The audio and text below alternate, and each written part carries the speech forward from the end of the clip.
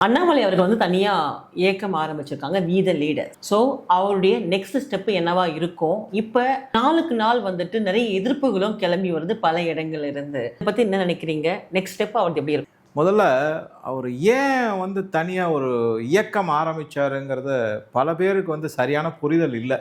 என்னை பொறுத்த வரைக்கும் நான் எப்படி அதை வியூ பண்ணுறேன் அப்படின்னா, அவர் ரொம்ப போராடினார் பாஜகவோட, குறிப்பாக தமிழக பாஜக தலைவரோட ரொம்ப போராடினார்.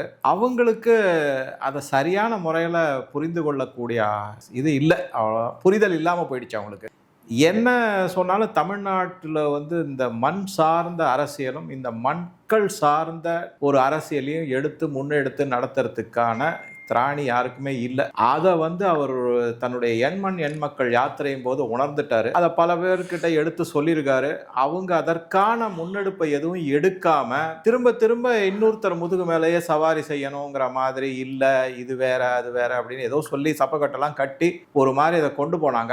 அதுக்கப்புறம் அவர் வந்து இப்போ சமீபத்தில் நடந்த சட்டசபை தேர்தலில் மிக மிக மோசமான ஒரு இது, அதை அவரே கணிச்சிட்டாருங்கிறத நம்ம பல வீடியோவில் சொல்லிட்டோம். அதையெல்லாம் வச்சு என்ன பண்ணார் அப்படின்னா, இந்த மாதிரி இப்ப இருக்கிற தமிழ்நாடு மாநில பாஜக கட்சி, அதனுடைய தலைவர்களுடைய இயக்கங்கள், அவங்களுடைய திட்டங்கள் எதுவுமே செல்லுபடியாகாது அப்படிங்கிற நேரேட்டிவ் அவர் ப்ரூவ் பண்ணார். எப்படி ப்ரூவ் பண்ணார் அப்படின்னா, இப்ப தோல்வியில ப்ரூவ் பண்ணிருக்காங்க. இதுக்கு முன்னாடி வந்து அவர் இந்த 11% வாங்கி 18% பாராளுமன்ற தேர்தலையும் அவர் ப்ரூவ் பண்ணாரு. இந்த மாதிரி நேரேட்டிவ் தான் செல்லுபடி ஆகணும். இதுக்கு முக்கியமா என்ன காரணம் அப்படின்னா, இந்த இளைஞர்களை வந்து அந்த அரசியல் உள்ள ஒரு நல்ல புரிதலோட கொண்டு வரணும். அப்படி கொண்டு வரதுக்கு முக்கியமா அதற்கான ஒரு நல்ல பேச்சு இருக்கணும். தமிழ்நாடை பொறுத்த வரைக்கும் கிட்டத்தட்ட 1/3 இப்ப இந்த ஓட்டு வாங்கி இருக்கிறத வச்சு நான் சொல்றதுன்னா, சினிமா கவர்ச்சியினாலையும் அதனுடைய ஒரு பரவச நிலையில தான் அந்த மாதிரி ஓட்டு போயிருக்கு. அதனால சில கம்பல்ஷன்லாம் போயிருக்கு ஃபேமிலிக்குள்ள,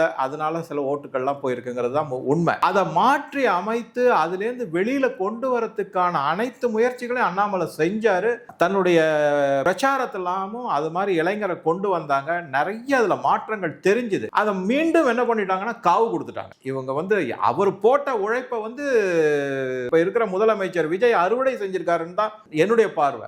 ஆக மொத்தம் என்ன ஆச்சு அப்படின்னு பாத்தீங்கன்னா, இந்த ஜென் இசட் இன்னொரு பாயிண்ட் என்ன அப்படின்னா, இப்ப இருக்கிற இளைஞர்களுக்கு வந்து அவங்களுக்கு வந்து ரொம்ப பெருசா ஒரு 20 வருஷம் 50 வருஷத்துக்கு ஃபியூச்சர் பத்தி எல்லாம் பேசணும். இன்னைக்கு எனக்கு என்ன பண்ண போற, லா அண்ட் ஆர்டர் இருக்கா, நான் சொல்றேன் நீ சொல்ற திட்டங்கள்லாம் வருதா, அதுக்கப்புறம் வேலை வாய்ப்பு இருக்கா, மாநிலத்தினுடைய வளர்ச்சி இருக்கா, அதன் மூலமாக வேலை வாய்ப்புகள் அதிகரிக்குமா, அந்த மாதிரி தான் அவங்க எதிர்பார்க்கறாங்க. அந்த ரெண்டாவது அவங்க ஒரு அவசர கதியில எதிர்பார்க்கறாங்க. அதையெல்லாம் சரியான முறையில ஃபீடு பண்ணவர் வந்து அண்ணாமலை. அதுக்கு ஒரு சின்ன உதாரணம் மட்டும் சொல்றேன். டாஸ்மார்க்கை நீங்க எடுப்பீங்களான்னு கேட்ட கேள்விக்கு வந்து அருமையா பதில் சொன்னாரு. அப்பா நீ நினைக்கிற மாதிரி ஒரு நாள் முதல் மாதிரி கையெழுத்து போட முடியாது, 1/3 பாகமா 3 ஆண்டுல நான் எடுக்க முடியும்னா அதை இளைஞர்கள் ஒத்துக்கிட்டாங்க. அந்த சமயத்துல அது நல்ல ஆதரவு வந்தது. அதை திருப்பியும் என்ன பண்ணிட்டாங்கன்னா, பழையபடி இங்க இருக்கிறவங்க அவரை ஒரு மாதிரி செஞ்சு இது பண்ணி முடிச்சிட்டாங்க. அதான் இது. அதனாலதான் இந்த தனி இயக்கம்னு ஆரம்பிச்சது. இதுல நான் வந்து எப்படி பார்க்கறேன் அப்படின்னா, இந்த ஒரே ஒரு விஷயத்த மட்டும் உங்ககிட்ட சொல்றேன். என்னன்னா, பாஜகல வந்து ஏதோ அண்ணாமலை வந்து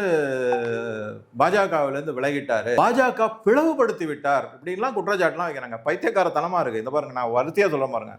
கேஷுபாய் பட்டேல் குஜராத்தில் சீஃப் மினிஸ்டர் இருந்தார். அவர் மோடி வந்து சீஃப் மினிஸ்டர் வராருன்னு சொல்லிட்டு அவர் தனியாக கட்சி ஆரம்பிச்சு போனார். அதுக்கப்புறமா எடியூரப்பா தனி கட்சி ஆரம்பிச்சு போனார். உமா பாரதி தனி கட்சி ஆரம்பிச்சு போனாங்க. இந்த மாதிரி நிறைய இருக்கு.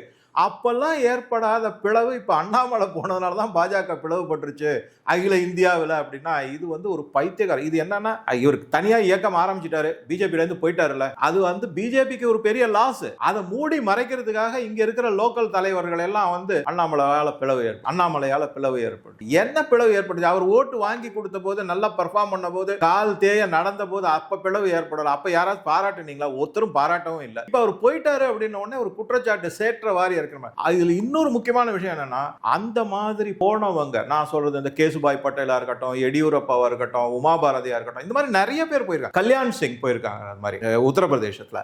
அதுல என்ன வேடிக்கைன்னா, அந்த மாதிரி போனவங்க எல்லாம் பாஜக நல்ல நிலைமையில இருந்த போது போனாங்க.